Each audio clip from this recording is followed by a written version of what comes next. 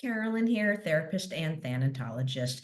Briefly want to talk a little bit about my course coming up in person and online, death, dying, and bereavement. And what I'm going to be doing is going to be different than anything you've ever seen because I was a hospice social worker, and there's really no social worker voices at all in end of life, people talking about it, people writing books, people out there, which is really strange because we are a core part of the hospice team. It is the social worker who comes in with the nurse in the very beginning, and we're the ones who do the biopsychosocial, spiritual, financial in order to help the team see the person as a whole human being. We are the one who integrates everything together. We are the ones who have the holistic approach and understanding, and then we pull in all the people who are part of it. We do work closely with the nurse, but some families need more support from a nurse or nurse practitioner. We help them identify it. We are the ones who help identify a spiritual care counselor or a clergy person.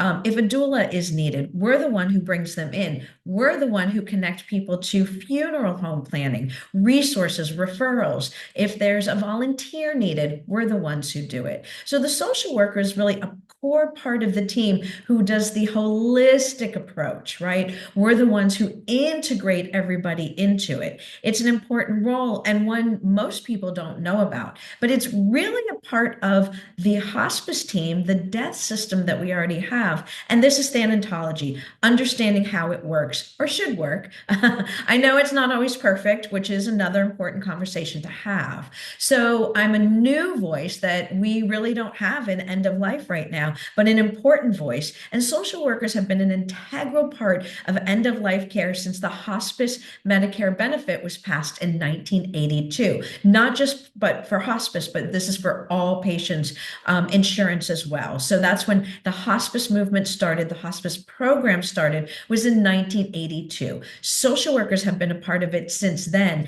in this country. And actually, the first modern hospice was in 1968 in London, right? Dame Cicely Saunders. And she was actually she was a social worker.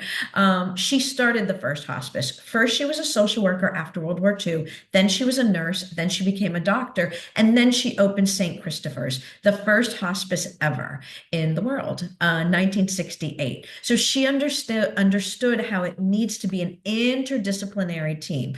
This is how we serve people at end of life to meet all of their needs, emotional and psychosocial and spiritual, right? So the social worker is an integral part of it and always has been. Curious to me why we've been left out of the conversation. So my online course and my in-person presentation are going to be different than anything you've ever seen before. So I hope you'll join me.